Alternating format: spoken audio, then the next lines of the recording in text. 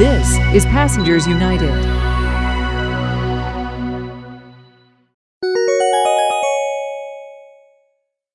All right, so good evening, everyone. My name is Charlton D'Souza. I'm the president of Passengers United. Yet again, we're at another tragedy. A man was shot. He's in critical condition. He was shot in the head at the Hoyt-Schermerhorn station. There was an ABC News producer and an employee on the train who saw the commotion. She said that people were horrified. They were screaming. Everyone was trying to run on the train. So according to what we're being told, the shooting may have happened on the platform. The individual may have had a gun and a knife on him, and there was some sort of dispute between another individual, and so shots were fired.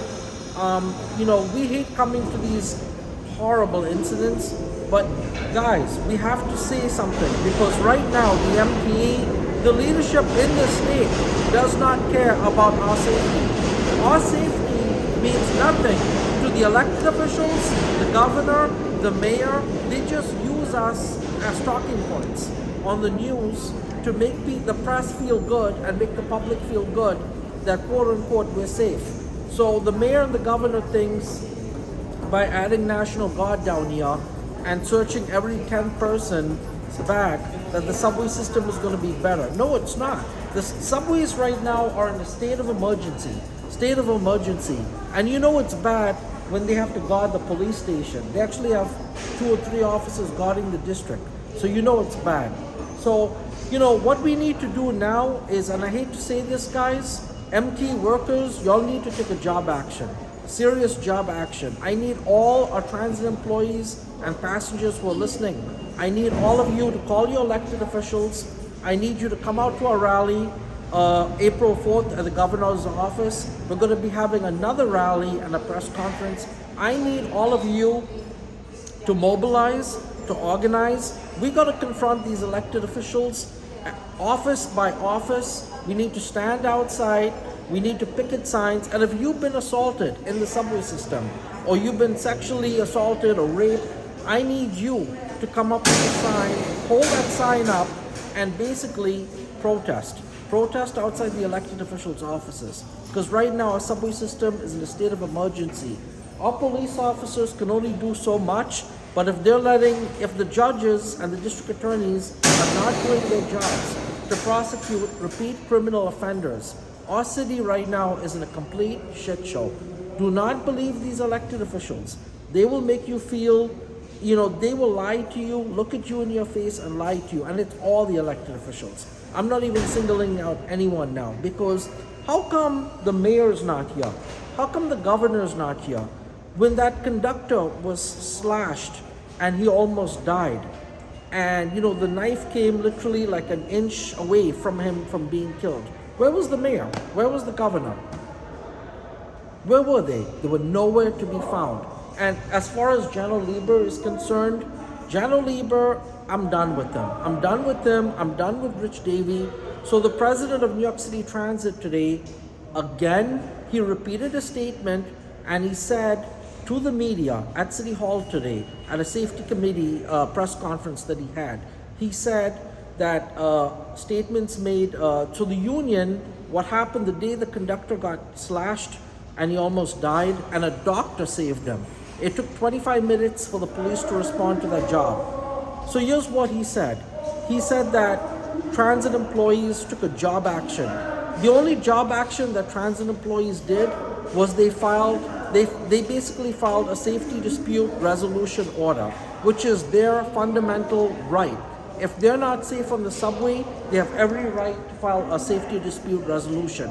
And sometimes it takes time when you have a lot of employees. And you know what?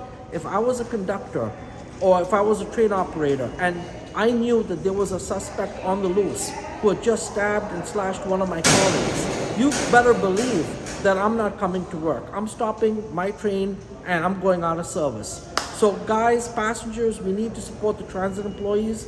We all have to come together. We cannot be divided, guys. So I need all of you. So this is Passengers United here. Quite a tragedy. Thank you.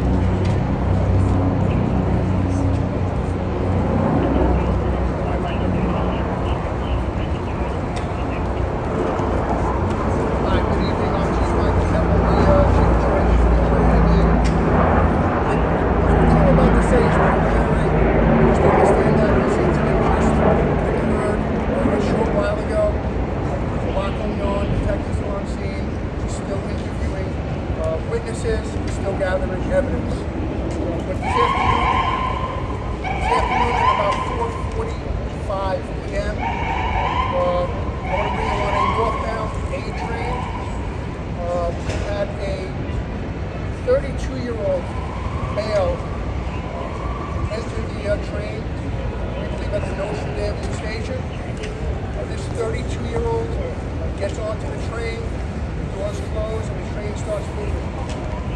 As the train starts moving, he's approached by a 36-year-old male who was already on the train. This 36-year-old male was described by multiple witnesses as being aggressive and provocative towards the 32-year-old that just got on. Words were exchanged between the two, and during the words it became physical, and also the 36-year-old at one point displayed either a knife or a razor blade toward the 32-year-old. The 36-year-old put that sharp object down, words were still exchanged, it became physical again, and at some point the 36-year-old removed a firearm from his jacket. He then took that firearm, started walking toward the 32-year-old who was on the train, yelling at him, walking toward him in a menacing way, and it became physical again between the two. During this physical confrontation, that gun, we believe, was removed from the 36-year-old by the 32-year-old, and the 32-year-old fired multiple shots striking the 36-year-old. As this was occurring, the train pulled into the Hoyt-Schermerhorn station, which is right behind me, and I think it's very important that it be known there were multiple police officers in this station, just feet away from when this train pulled in, that actually heard the shots and were on scene within seconds, providing medical assistance, requesting an ambulance, and gathering witnesses. Our 36-year-old was moved to a local hospital. He's currently in surgery in critical condition, and the 32-year-old is currently with detectives. I'll pass it off to the chairman and CEO of the MTA, John O'Leary.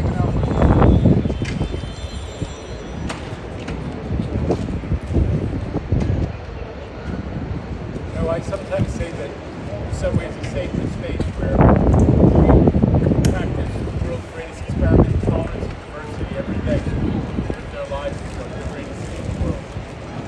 So when something like this happens, when you bring a gun on the train, and you start a fight, it's not right, and it's absolutely outrageous. That's what happened. Someone brought a gun on the train, started to fight. It's why we need to keep fighting against guns. It's why the mayor is trying to take guns off the street and had some success. It's why the governor is fighting these crazies who say guns should be able to be carried everywhere in the public space. Get rid of the guns. The victims here, as the chief said, appears to be the aggressor. But the real victims are the people I saw in those videos. Who are having a harrowing time because they're on a train with somebody with a gun. Even if he's fighting somebody else, they're afraid for their lives. They're just trying to go about their lives. So get rid of the guns. People want to have disagreements. That's going to happen in life. But when a disagreement, a gun's involved, you can't live with it. You can't live with it. And I appreciate the mayor's commitment to getting rid of guns and Governor Hochul's support and her effort to fight against this craziness, these ideas out there that people should be allowed to carry guns everywhere. The subway is no place for guns. I gotta say to Chief Kemper and the NYPD, thank God for omnipresence. Thank God there were police officers on the platform. There were actually police officers from the precinct, from the neighborhood, who were inspecting, and they made the arrest before what is apparently the gun that even got off the platform. This system is going to make us safer. But today we have to think about all those people who are impacted by this. And I just want to say that for all the passengers, we got to live our lives. But together we got to support everybody who's fighting back against guns. That's what's going to make it. Questions? Yes, Officer, thank you. We'll only take a couple of access to verification. We're only going to be able to take a couple of real quick updates. Questions that we have. All right? So, Chris Jose, WNBC.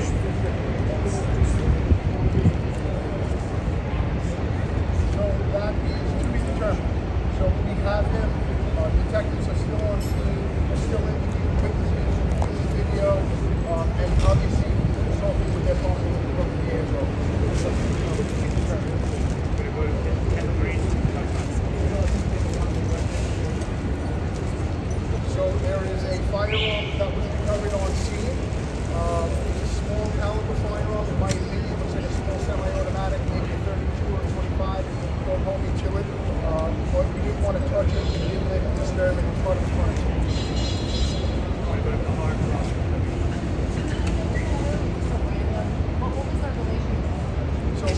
is their relationship unknown? I don't believe they knew each other. I could, that's just my opinion. But we don't believe they knew each other. We're going to go to illegal commerce.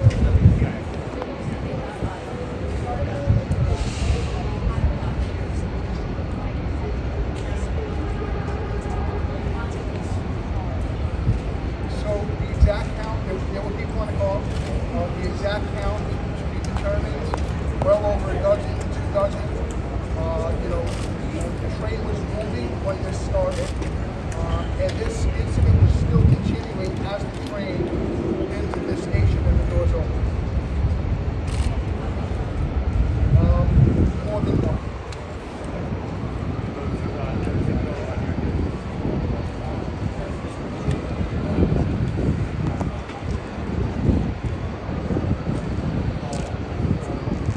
So there were multiple witnesses on that train car that video recorded for yourself. And I just gotta say, Evan just retired for 34 years. But the apparent parish was apprehended before he even reached out of the gun.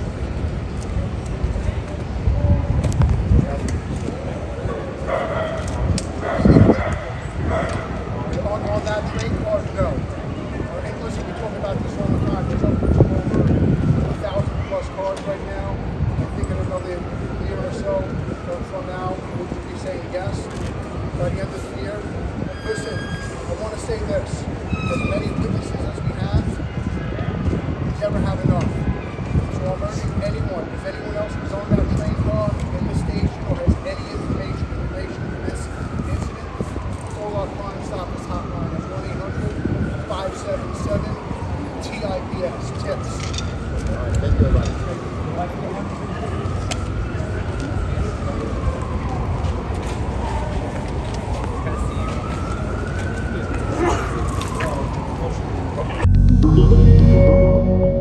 Thanks for watching. To stay up to date with Passengers United, please subscribe and follow us on social media. Learn more about us at passengersunited.org.